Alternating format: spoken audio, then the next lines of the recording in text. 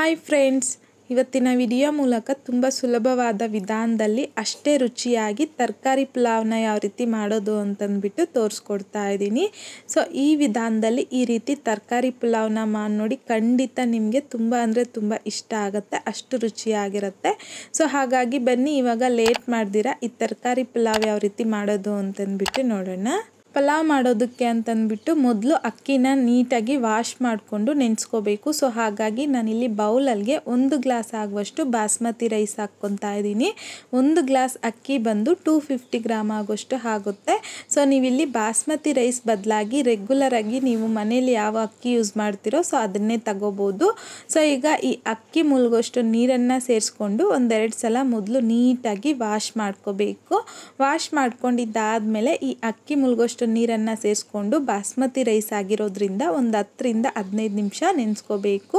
ಈಗ ಪಕ್ಕಕ್ಕೆ ಇಟ್ಕೊಂಡು ಈ ಪಲಾವ್ಗೆ ಈ ರೀತಿ ಸಿಂಪಲ್ ಆಗಿ ಮಸಾಲೆ ರೆಡಿ ಮಾಡ್ಕೋಬೇಕು. ಹಾಗಾಗಿ ಮಿಕ್ಸಿ ಜಾರಲ್ಗೆ 1 ಬೆಳ್ಳುಳ್ಳಿನ ಮೇಲ್ಗಡೆ ಸಿಪ್ಪೆ ತೆಗೆದ್ಬಿಟ್ಟು ಹಾಕ್ಕೊತಾ ಇದ್ದೀನಿ. ಒಂದು 5 ರಿಂದ 6 ಹಸಿಮೆಣಸಿನ್ಕಾಯಿನ ಮುರಿದ್ಬಿಟ್ಟು ಹಾಕ್ಕೊತಾ ಇದ್ದೀನಿ. 2 ಇಂಚ್ ಆಗುವಷ್ಟು ಶುಂಠಿನ ಸಹ ಸಣ್ಣದಾಗಿ ಕಟ್ ಮಾಡಿಬಿಟ್ಟು ಹಾಕ್ಕೊತಾ ಇದ್ದೀನಿ. ಹಾಗೆಯೇ ಒಂದು 2 ಟೇಬಲ್ ಸ್ಪೂನ್ ಆಗುವಷ್ಟು ಹಸಿ ಕೊಬ್ಬರಿನ ಸಹ ಸಣ್ಣದಾಗಿ ಕಟ್ ಮಾಡಿಬಿಟ್ಟು ಹಾಕ್ಕೊತಾ ಇದ್ದೀನಿ. 1 ಹಿಡಿ ತುಂಬ ಪುದೀನನ ನೀಟಾಗಿ ವಾಶ್ ಮಾಡಿಬಿಟ್ಟು ಹಾಕ್ಕೊತಾ ಇದ್ದೀನಿ. ಹಾಗೆಯೇ 1 ಹಿಡಿ ತುಂಬ ಕೊತ್ತಂಬರಿ ಸೊಪ್ಪನ್ನು ಸಹ ನೀಟಾಗಿ ವಾಶ್ ಮಾಡಿಬಿಟ್ಟು ಹಾಕ್ಕೊತಾ ಇದ್ದೀನಿ. 1 ಇಂಚ್ ಆಗುವಷ್ಟು ಚಕ್ಕೆ, ಹಾಗೆಯೇ ಒಂದು 3 ರಿಂದ 4 ಲವಂಗ, ಸ್ವಲ್ಪ ನೀರನ್ನು ಸೇರಿಸ್ಕೊಂಡು ಸ್ಮೂತಾಗಿ ಈ ಮಸಾಲೆನ ಗ್ರೈಂಡ್ ಮಾಡ್ಕೋಬೇಕು. ಸೊ ನೋಡಿ, ನಮಗಿಲ್ಲಿ ಪಲಾವ್ಗೆ ಬೇಕಾಗಿರುವಂತಹ ಸಿಂಪಲ್ಲಾಗಿ ಸ್ವಲ್ಪ ಮಸಾಲೆ ಅನ್ನೋದು ಈ ರೀತಿ ರೆಡಿ ಮಾಡ್ಕೊಂಡಿದ್ದಾದಮೇಲೆ ಕುಕ್ಕರಲ್ಲಿಗೆ ಒಂದು 2 ರಿಂದ 3 ಟೇಬಲ್ ಸ್ಪೂನ್ ಆಗುವಷ್ಟು ಎಣ್ಣೆ, ಹಾಗೆಯೇ 1 ಇಂಚ್ ಆಗುವಷ್ಟು ಚಕ್ಕೆ, 3 ರಿಂದ 4 ಲವಂಗ ಹಾಕ್ಕೊತಾ ಇದ್ದೀನಿ. ಹಾಗೆಯೇ 1 ಸ್ಟಾರ್ ಫ್ಲವರು, 3 ರಿಂದ 4 ಏಲಕ್ಕಿ ಸಹ ಹಾಕ್ಕೊತಾ ಇದ್ದೀನಿ. 1 ಬಿರಿಯಾನಿ ಎಲೆಗೆ ಹಾಕ್ಕೊತಾ ಇದ್ದೀನಿ. ಒಂದು ಅರ್ಧ ಟೀ ಸ್ಪೂನ್ ಆಗುವಷ್ಟು ಸಾಜೀರ ಹಾಕ್ಕೊತಾ ಇದ್ದೀನಿ. ಹಾಗೆಯೇ 1 ದೊಡ್ಡ ಸೈಜಲ್ಲಿರುವಂಥದ್ದು ಈರುಳ್ಳಿನ ಸಣ್ಣದಾಗಿ ಉದ್ದವಾಗಿ ಕಟ್ ಮಾಡಿಬಿಟ್ಟು ಹಾಕ್ಕೊತಾ ಇದ್ದೀನಿ. ಈಗ ಈ ರೀತಿ ಮಿಕ್ಸ್ ಮಾಡ್ಕೊತಾ ಮೀಡಿಯಮ್ ಫ್ಲೇಮ್ನಲ್ಲಿ ಗೋಲ್ಡನ್ ಕಲರ್ ಬರೋವರೆಗೂ ಚೆನ್ನಾಗಿ ಫ್ರೈ ಮಾಡ್ಕೋಬೇಕು.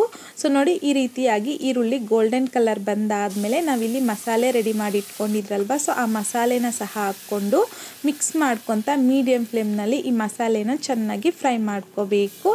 ಸೊ ಈ ರೀತಿಯಾಗಿ ಮಸಾಲೆನ ಫ್ರೈ ಮಾಡ್ಕೊಂಡಿದ್ದಾದಮೇಲೆ ಇದರಲ್ಲಿಗೆ ತರಕಾರಿ ಹಾಕ್ಕೋಬೇಕು. ಸೊ ನಾನಿಲ್ಲಿ ಒಂದು ಅರ್ಧ ಕಪ್ ಆಗುವಷ್ಟು ಹಸಿ ಬಟಾಣಿ ಹಾಕ್ಕೊತಾ ಇದ್ದೀನಿ. ಹಾಗೆಯೇ ಅರ್ಧ ಕಪ್ ಆಗುವಷ್ಟು ಆಲೂಗಡ್ಡೆನ ಸಹ ಮೇಲ್ಗಡೆ ಸಿಪ್ಪೆ ತೆಗೆದ್ಬಿಟ್ಟು ಸಣ್ಣದಾಗಿ ಕಟ್ ಮಾಡಿಕೊಂಡು ನೀಟಾಗಿ ವಾಶ್ ಮಾಡಿಬಿಟ್ಟು ಹಾಕ್ಕೊತಾ ಇದ್ದೀನಿ. ಒಂದು ಅರ್ಧ ಕಪ್ ಆಗುವಷ್ಟು ಕಟ್ ಮಾಡ್ಕೊಂಡಿರುವಂಥ ಕ್ಯಾರೆಟ್ನ ಸಹ ವಾಶ್ ಮಾಡಿಬಿಟ್ಟು ಹಾಕ್ಕೊತಾ ಇದ್ದೀನಿ. ಹಾಗೆಯೇ ಅರ್ಧ ಕಪ್ ಆಗುವಷ್ಟು 1 ಇಂಚಲ್ಲಿ ಕಟ್ ಮಾಡ್ಕೊಂಡಿರುವಂಥ ಬೀನ್ಸ್ನ ಸಹ ವಾಶ್ ಮಾಡಿಬಿಟ್ಟು ಹಾಕ್ಕೊತಾ ಇದ್ದೀನಿ. 1 ಟೊಮೊಟೊನ ಸಹ ಕಟ್ ಮಾಡಿಬಿಟ್ಟು ಹಾಕ್ಕೊಂಡು ಮಿಕ್ಸ್ ಮಾಡ್ಕೊತಾ ಮೀಡಿಯಮ್ ಫ್ಲೇಮ್ನಲ್ಲಿ ಈ ಮಸಾಲೆ ಜೊತೆಯಲ್ಲಿ ತರಕಾರಿನ ಒಂದು 3 ರಿಂದ 4 ನಿಮಿಷ ಚೆನ್ನಾಗಿ ಫ್ರೈ ಮಾಡ್ಕೋಬೇಕು. ಸೊ ಈ ರೀತಿಯಾಗಿ ತರಕಾರಿನ ಮಸಾಲೆಯಲ್ಲಿ ಒಂದು 4 ನಿಮಿಷ ಫ್ರೈ ಮಾಡ್ಕೊಂಡಿದ್ದಾದಮೇಲೆ 1 ಟೀ ಸ್ಪೂನ್ ಆಗುವಷ್ಟು ಧನಿಯಾ ಪೌಡರ್, ಹಾಗೆಯೇ ರುಚಿಗೆ ತಕ್ಕಷ್ಟು ಕಲ್ಲುಪ್ಪನ್ನು ಸಹ ಹಾಕ್ಕೊತಾ ಇದ್ದೀನಿ. 2 ಟೇಬಲ್ ಸ್ಪೂನ್ ಆಗುವಷ್ಟು ಮೊಸರನ್ನ ಸಹ ಹಾಕ್ಕೊಂಡು ಈ ರೀತಿ ಮಿಕ್ಸ್ ಮಾಡ್ಕೊತಾ ಲೋ ಫ್ಲೇಮ್ನಲ್ಲಿ ಮತ್ತೊಂದು 2 ನಿಮಿಷ ಚೆನ್ನಾಗಿ ಫ್ರೈ ಮಾಡ್ಕೋಬೇಕು. ಫ್ರೈ ಮಾಡ್ಕೊಂಡಿದ್ದಾದಮೇಲೆ ಯಾವ ಗ್ಲಾಸಲ್ಲಿ ಅಕ್ಕಿ ತೊಗೊಂಡಿದ್ದೀನೋ ಅದೇ ಗ್ಲಾಸಲ್ಲಿ 1 ಗ್ಲಾಸ್ ಬಾಸ್ಮತಿ ರೈಸ್ಗೆ 1.5 ಗ್ಲಾಸ್ ಆಗುವಷ್ಟು ನೀರನ್ನು ಹಾಕ್ಕೊತಾ ಇದ್ದೀನಿ. ಹಾಕ್ಕೊಂಡಿದ್ದಾದಮೇಲೆ ಈ ರೀತಿಯಾಗಿ ಮಿಕ್ಸ್ ಮಾಡ್ಕೊತಾ ಐ ಫ್ಲೇಮ್ನಲ್ಲಿ ನೀರನ್ನು ಬಿಸಿ ಮಾಡ್ಕೋಬೇಕು ಚೆನ್ನಾಗಿ. ಈ ರೀತಿ ನೀರು ಬಿಸಿ ಮಾಡ್ಕೊಂಡಿದ್ದಾದಮೇಲೆ ನಾವಿಲ್ಲಿ ಬಾಸ್ಮತಿ ರೈಸನ್ನು ನೀಟಾಗಿ ವಾಶ್ ಮಾಡಿಕೊಂಡು ನೆನೆಸ್ಕೊಂಡಿದ್ರಲ್ವ, ಒಂದು 10 ನಿಮಿಷ ಆ ಬಾಸ್ಮತಿ ರೈಸ್ ಹಾಕ್ಕೊತಾ ಇದ್ದೀನಿ. ಹಾಗೆಯೇ ಫ್ಲೇವರ್ಗೋಸ್ಕರ 1 ಟೇಬಲ್ ಸ್ಪೂನ್ ಆಗುವಷ್ಟು ತುಪ್ಪನ ಸಹ ಹಾಕ್ಕೊಂಡು ಒಂದ್ಸಲ ಮಿಕ್ಸ್ ಮಾಡಿಬಿಟ್ಟು ಈ ಟೈಮಲ್ಲಿ ಸಾಲ್ಟು ಹಾಗೆಯೇ ಖಾರ ಕಡಿಮೆ ಇದ್ದರೆ ಅಡ್ಜಸ್ಟ್ ಮಾಡಿಕೊಂಡು ಕುಕ್ಕರ್ ಲಿಡ್ನ ಕ್ಲೋಸ್ ಮಾಡ್ಕೊಂಬಿಡಿ. ಈಗ ಐ ಫ್ಲೇಮ್ನಲ್ಲಿ 1 ವಿಷಲ್ ಬರೋವರೆಗೂ ಬಿಡಬೇಕು. ಸೊ ಈ ರೀತಿಯಾಗಿ 1 ವಿಷಲ್ ಬಂದಾದಮೇಲೆ ವಿಷಲ್ ಪೂರ್ತಿಯಾಗಿ ತಣ್ಣಗಾಗಬಿಟ್ಟು ಆಮೇಲೆ ನಾನಿಲ್ಲಿ ಕುಕ್ಕರ್ ಲಿಡ್ನ ಓಪನ್ ಮಾಡ್ಕೊತಾ ಇದ್ದೀನಿ ನೋಡಿ. ಸೊ ಈಗ ರೈಸ್ ನಾವಿಲ್ಲಿ ಬಾಸ್ಮತಿ ರೈಸ್ ತೊಗೊಂಡಿರೋದ್ರಿಂದ ಹೇಗಂದರೆ ಹಾಗೆ ಮಿಕ್ಸ್ ಮಾಡಬಾರ್ದು, ರೈಸ್ ಅನ್ನೋದು ಮುರಿದೋಗೋ ಚಾನ್ಸ್ ಇರುತ್ತೆ. ಸೊ ಹಾಗಾಗಿ ಜಸ್ಟ್ ಈ ರೀತಿಯಾಗಿ ಲೈಟಾಗಿ ಸ್ಲೋವಾಗಿ ಮಿಕ್ಸ್ ಮಾಡ್ಕೋಬೇಕು. ಸೊ ಈ ರೀತಿಯಾಗಿ ಎಲ್ಲ ನೀಟಾಗಿ ಮಿಕ್ಸ್ ಮಾಡ್ಕೊಂಡಿದ್ದಾದಮೇಲೆ ತುಂಬಾ ರುಚಿಯಾಗಿರುವಂತಹ ತರಕಾರಿ ಪಲಾವ್ ರೆಡಿ ಆಗೋಗುತ್ತೆ. ಅಷ್ಟೇ ಬಿಸಿ ಬಿಸಿಯಾಗಿ ಸರ್ವ್ ಮಾಡ್ಕೊಳ್ಳಿ.